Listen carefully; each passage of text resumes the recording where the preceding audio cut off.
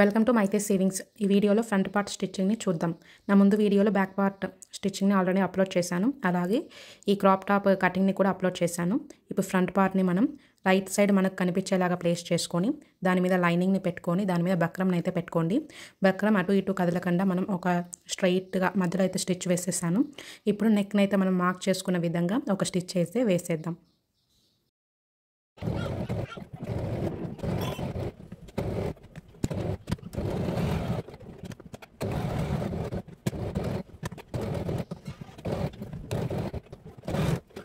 Stitch చేసిన తర్వాత ఇప్పుడు మనం ఒక పావు ఇంచ్ అనేది ఖర్చులోకి పెట్టుకొని మిగిలింది మొత్తం మనం కటింగ్ అయితే చేసేద్దాం.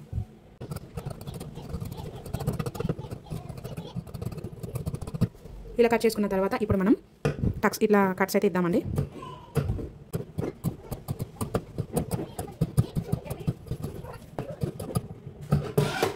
ఇలా టక్స్ ఇచ్చుకున్న తర్వాత ఇప్పుడు మనం ఫ్యాబ్రిక్ని అయితే టర్న్ చేసుకుందాం. ఇప్పుడు ఇలా టర్న్ చేసుకున్న తర్వాత ఫస్ట్ మనం షేప్ని నీట్గా టర్న్ చేసుకున్న తర్వాత ఐరన్ చేసుకొని నీట్గా ఐరన్ చేసుకున్న తర్వాత దీని మీద అయితే స్టిచ్ వేసుకోండి.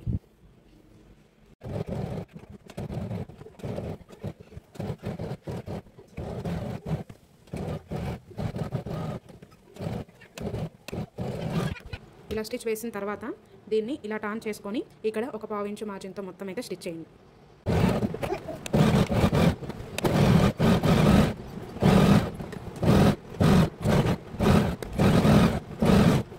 ఇలాగ స్టిచ్ వేసుకున్నాక నీట్గా ఎక్సెస్ ఉండేదంతా నీట్గా కట్ చేసిన తర్వాత ఇక్కడ మనం ప్రిన్సెస్ కట్ని తీసుకొని ఇలా ప్లేస్ చేసుకోవాలి. ఫస్ట్ ఇటువైపుకి ఏ పార్ట్ ఆ పార్ట్ పెట్టుకున్న తర్వాత దీని మీద లైనింగ్స్ అనేవి ఫేమ్ పెట్టుకోవాలి.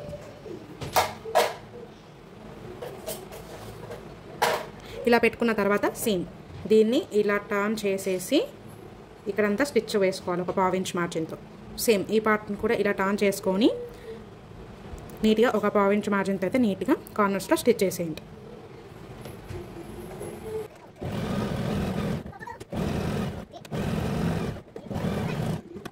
ఇలా స్టిచ్ చేసిన తర్వాత ఈ ఎక్సెస్ని మొత్తం నీట్గా కట్ చేసుకోండి. ఇంకొక పార్ట్ కూడా సేమ్ ఇలా పావు ఇంచ్ మార్జిన్తో స్టిచ్ చేసుకొని ఎక్సెస్ క్లాత్ని మొత్తం నీట్గా కట్ చేసేయండి. ఇలా 2 పార్ట్స్ స్టిచ్ చేసుకున్న తర్వాత ఇప్పుడు అటాచ్ అయితే చేసుకుందాం. ఫస్ట్ ఎప్పుడైనా అటాచ్ కింద బాటమ్ నుంచి అంటే నడుము దగ్గర నుంచి స్టార్ట్ చేయాలండి. ఇక్కడ ఆర్మ్ రౌండ్ దగ్గర నుంచి కాదండి. ఇక్కడ మనం కింద నడుము దగ్గర అయితే ఉంది కదా అక్కడి నుంచి స్టార్ట్ చేసుకోవాలి ఎప్పుడు కూడా.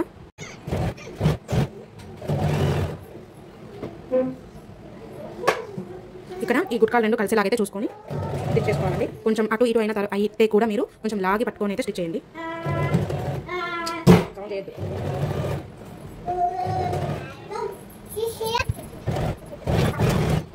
ఇలా స్టిచ్ చేసిన తర్వాత ఇప్పుడు మనం కింద కట్ వర్క్ అయితే స్టిచ్ చేసుకుందాం. ఇది స్టిచ్ చేసుకోవడానికి మనం ముందుగానే మార్జిన్ 1 ఇంచ్ని వదులుకుందాం కాబట్టి దీని మీద మనం కట్ వర్క్ ఎలా స్టిచ్ చేసుకోవాలో చూద్దాం.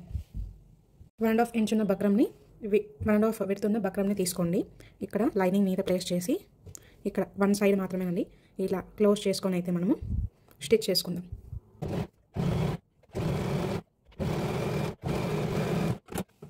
ఇలా మార్క్ చేసుకున్న తర్వాత ఇప్పుడు లైనింగ్ మీద కాదండి మెయిన్ ఫ్యాబ్రిక్ మీద మనము ఈ పట్టీని ఇలా పెట్టుకోవాలి.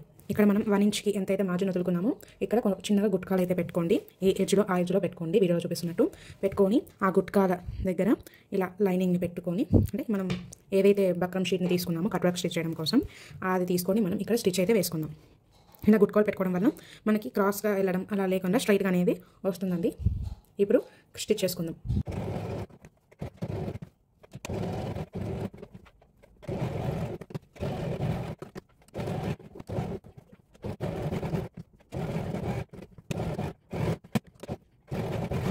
ఇలా స్టిచ్ చేసిన తర్వాత ఇక్కడ ఎక్సెస్ ఉన్న క్లాత్ని ఫస్ట్ కట్ చేసేయండి. వీడియోలో చూపిస్తున్న విధంగా కట్ చేసిన తర్వాత ఇప్పుడు మనం ఇక్కడ స్టిచ్ చేసిన దాని పక్కన ఒక పావు ఇంచ్ మార్జిన్ ఉండేలాగా పెట్టుకొని మిగిలింది మొత్తం కట్ చేసేయండి.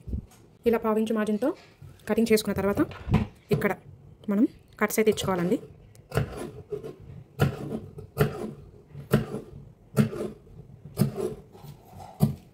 ఇప్పుడు వీటిని టర్న్ చేసుకోండి. ఇలా టర్న్ చేసుకున్న తర్వాత ఫస్ట్ వీటి మీద నీట్గా అయితే ఐరన్ చేసుకోండి. స్టీమ్ ఐరన్, నార్మల్ ఐరన్ చేసుకోవద్దు. ఎందుకంటే ఒక్కొక్కసారి క్లాత్ అనేది ఐరన్ బాక్స్ కత్తకపోయి చినిగిపోయే ఛాన్సెస్ చాలా ఎక్కువ ఉంటాయి. సో ఇక స్టీమ్ ఐరన్ అంటే వాటర్ దాంట్లో వేసుకొని మనమైతే స్టీమ్ ఐరన్తో అయితే ఐరన్ చేసుకోవాలండి. ఇలాంటి సిల్క్ క్లాత్స్ లేకంటే చాలా ప్రాబ్లమ్స్ ఫేస్ అవుతాయండి. ఇలా ఫస్ట్ నీట్గా ఐరన్ చేసుకుంటే ఇవి ఈ కట్స్ దగ్గర ఇలా గూదలుగా రాకుండా మనకి నీట్గా అనేది వస్తుంది. ఒకసారి మీకు ఐరన్ చేసిన తర్వాత చూపిస్తాను చూడండి. ఇప్పుడు ఐరన్ చేసుకున్న తర్వాత చూడండి ఎంత నీట్గా అయితే కనిపిస్తుందో. ఇప్పుడు దీన్ని మనం ఒక సింగిల్ స్టిచ్ అనేది వేసుకుందామండి. ఇక్కడ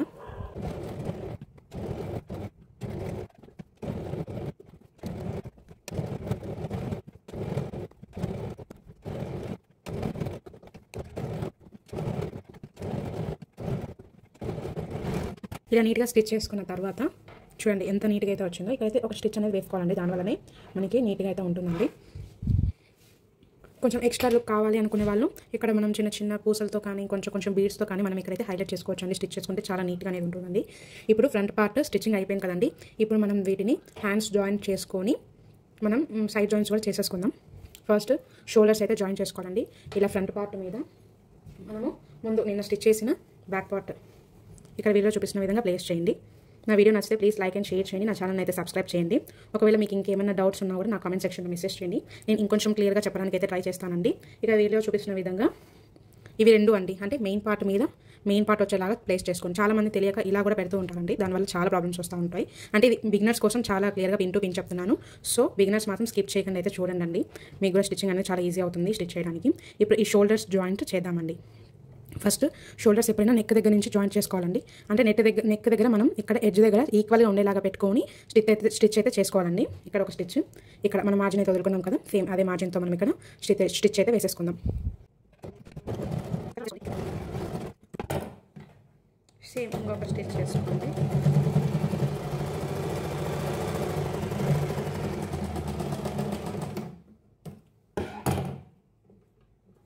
ఇప్పుడు ఇటు సైడ్ కూడా ఇంకొక స్టిచ్ వేసుకుందాం.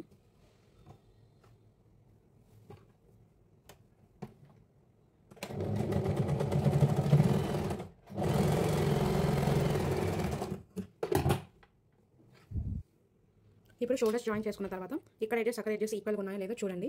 నాకైతే ఈక్వల్గా ఉన్నాయి. ఇక్కడ ఒక్క పాయింట్ అనేది ఎక్స్ట్రా ఉందండి. సేమ్ ఇక్కడ కూడా చూసుకోవాలి. ఇక్కడ ఏమైనా అడ్జస్ట్మెంట్స్ ఉంటే చేసుకోవాలండి. తర్వాత స్టిచ్ చేసామంటే మనకి హ్యాండ్స్ జాయిన్ చేసినప్పుడు ప్లస్ షేప్ అనేది రాదండి హ్యాండ్స్ కింద ఆర్మ్ డౌన్ దగ్గర. సో ఇక్కడ ఏదన్నా ఎక్కువ తక్కువ ఉంటే లైట్గా ఇక్కడైతే కట్ చేసేయండి. అందుకోసమే ఇక్కడ మనం ఫస్ట్ మనం మార్జిన్ కోసం ఈ కట్ వర్క్ అనేది స్టిచ్ చేసుకున్నప్పుడే మనం ఫస్ట్ ఎంతైతే మార్జిన్తో అయితే వదులుకున్నామో కరెక్ట్ అంతే మార్జిన్తో అయితే స్టిచ్ చేసుకోవాలండి. అలా స్టిచ్ చేసుకోవడం వల్ల మనకు ఎక్కువ తక్కువలు అనేది రావండి. సో మార్జిన్ ఎంత వదులుకున్నామో అంతనే మనం స్టిచ్ చేసుకోవడానికి ఆ లైన్ మీదనే స్టిచ్ చేసుకోవడానికి అయితే ట్రై చేయాలండి. సో ఇక్కడ మనం స్టిచ్చింగ్ చేసేటప్పుడు పాయింట్ టు పాయింట్ అనేది ప్రతి ఒక్కటి ఇంపార్టెంట్ అండి, కటింగ్ నుంచి స్టిచ్చింగ్ వరకు. సో మనం ఎంత మార్జిన్ వదులుకుంటే అంతనే అక్కడే మనం స్టిచ్ పడేలాగా చూసుకోవాలండి. ఒక 1 పాయింట్ 2 పాయింట్ అటు ఇటు అయినా ఫినిషింగ్ అనేది కొంచెం తగ్గిపోతుందండి. సో స్టిచ్చింగ్ చేసుకునేటప్పుడు చాలా జాగ్రత్తగా అయితే స్టిచ్ చేసుకోండి. ఇక్కడ హ్యాండ్స్ నేను ముందుగానే నాకు ఎక్స్ట్రా క్లాత్ అవసరమైంది కాబట్టి నేను ముందే ఇక్కడ స్టిచ్ అయితే చేసి పెట్టుకున్నాను జాయింటింగ్స్. ఇది కూడా అంతా చూపిస్తే కొంచెం వీడియో అనేది లెంత్ అవుతుంది కాబట్టి నేను ఇది స్కిప్ చేశానండి. నేను ఈ క్లిప్ అయితే మీకు పెట్టలేదు. సేమ్ లైనింగ్ కూడా నాకు 2 సైడ్స్ అనేది ఇలా స్టిచెస్ పడాయండి ఎక్స్ట్రా క్లాత్. సో నేను ముందే అటాచ్ చేసి పెట్టుకున్నాను. ఇప్పుడు నేను హ్యాండ్స్ కూడా కింద కట్ వర్క్ వేద్దాం అనుకుంటున్నాను. సేమ్ మనం హ్యాండ్స్కి కట్ వర్క్ ఎలా స్టిచ్ చేసుకోవాలో చూద్దాం. ఫస్ట్ రాంగ్ సైడ్ని కింద ఉండాలండి. రైట్ సైడ్ అనేది మనకు కనిపించేలాగా పెట్టుకొని ఇలా వీడియోలో చూపిస్తున్న విధంగా లైనింగ్ అండి, లైనింగ్ మీద బక్రం అనేది పెట్టుకొని ఇక్కడ మనం ఎక్కడైతే కట్ వర్క్ షేప్ డ్రా చేసుకున్నామో అక్కడ మనం స్టిచ్ అయితే చేసుకుందాం. ఇప్పుడు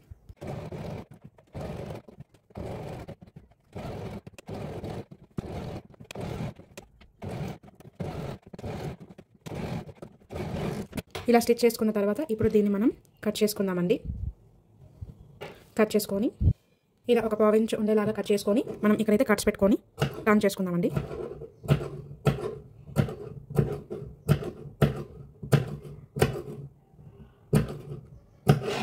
ఇప్పుడు దీన్ని ఇలా టర్న్ చేసేసుకోండి. ఇలా టర్న్ చేసుకున్న తర్వాత వీటి మీద మనం ఒక స్టిచ్ అయితే వేసుకుందాం. ఇలా రెడీ చేసుకొని ఇక్కడ కూడా ఒక 1/4 ఇంచ్ మార్జిన్తో అయితే స్టిచ్ చేసేసుకొని ఎక్సెస్ని మొత్తం ఇలా నీట్గా వీడియో చూపిస్తున్న కట్ చేసేయండి. నేను అన్ని మీకు చూపించలేదు ఎందుకంటే వీడియో అనేది ఎక్కువ అయిపోతుంది కాబట్టి. సో అవన్నీ స్కిప్ చేశానండి. ఇక్కడ ఈ హ్యాండ్స్ కటింగ్ అయిపోయింది కదండి. ఇప్పుడు మనం హ్యాండ్స్ అయితే జాయిన్ చేసుకుందాం. హ్యాండ్స్ ఎలా జాయిన్ చేసుకోవాలో చూద్దాం. ఇక్కడ మెయిన్ ఫ్యాబ్రిక్ ఉంది కదండి, అలా పెట్టుకొని వీడియోలో చూపిస్తున్న విధంగా ఇక్కడ మనకి షోల్డర్ జాయింటింగ్ అనేది బ్యాక్ సైడ్ వైపు పెట్టుకోవాలండి. ఫ్రంట్ సైడ్ వరకు ముందుకు పెట్టుకోవద్దు, బ్యాక్ సైడ్కి వెళ్ళా దీన్ని పెట్టుకొని ఇప్పుడు వీడియోలో చూపిస్తున్న విధంగా హ్యాండ్స్ అయితే జాయిన్ చేసుకున్నామండి. మనం హ్యాండ్స్ కట్ చేసేటప్పుడు 1 సైడ్ అనేది లోతు తీసుకుంటాం కదా, ఆ లోతు అనేది ఫ్రంట్ వైపుకి వచ్చేలాగా చూసుకొని నిదానంగా చెక్ చేసుకొని అయితే స్టిచ్ చేసుకోండి. ఒకవేళ అటు ఇటు అయిందంటే చాలా ప్రాబ్లం అవుతుందండి. తర్వాత చాలా ప్రాసెస్ అండి, 5 థ్రెడ్స్ ఇప్పాలి, అవి ఇవి చాలా ప్రాబ్లంగా ఉంటుంది. సో ముందుగా ఒకసారి చెక్ చేసుకొని ఇప్పుడు మనం ఎంతైతే మార్జిన్ వదులుకున్నామో అంత మార్జిన్ అయితే మనం ఇప్పుడు స్టిచ్ అయితే వేసుకుందాం. హ్యాండ్ అస్సలు లాగదండి, లాగకుండా జాగ్రత్తగా జస్ట్ ఇలా హ్యాండ్స్ తోటి టర్న్ చేసుకుంటూ మనం స్టిచ్చింగ్ అయితే వేసుకోవాలి. ఏ పార్ట్ అనేది మనం అస్సలు లాగకూడదు, ఇలా జస్ట్ టర్న్ అయితే చేసుకోవాలి అంతే. హ్యాండ్ ఎంత మార్జిన్ వదులుకున్నామో అంతే మార్జిన్ అయితే మనం స్టిచ్ అనేది వేసుకోవాలి. ఇప్పుడు ఇలా టర్న్ చేసుకొని సేమ్ ఇటు పక్క కూడా మనం స్టిచ్ వేసుకుంటాం.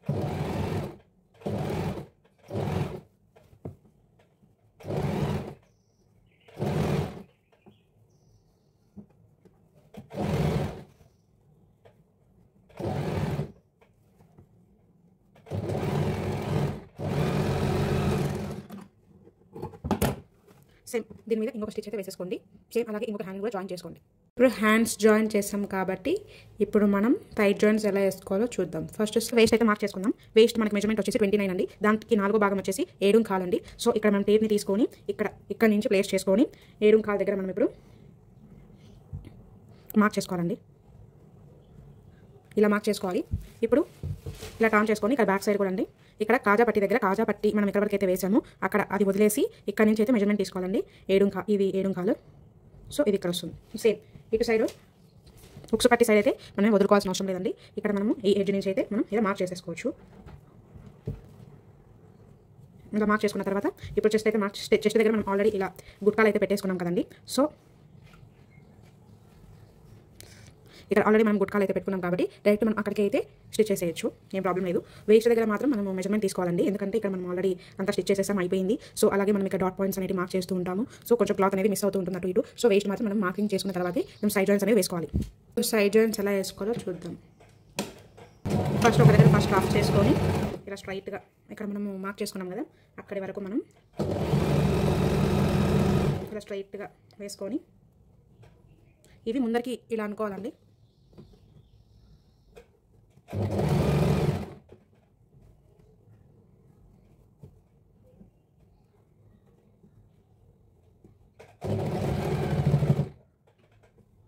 ఇక్కడ హ్యాండ్ దగ్గర మనకు వచ్చేసి 6 కావాలి. సో ఇక్కడ నుంచి 6కి ఒక మార్క్ చేసుకొని ఇలా ఇప్పుడు వేసుకున్న పక్కనే ఒక 1/2 ఇంచ్ మార్జిన్తో ఒక 2 స్టిచెస్ అయితే వేసేసుకోండి. అలాగే ఇటు సైడ్ కూడా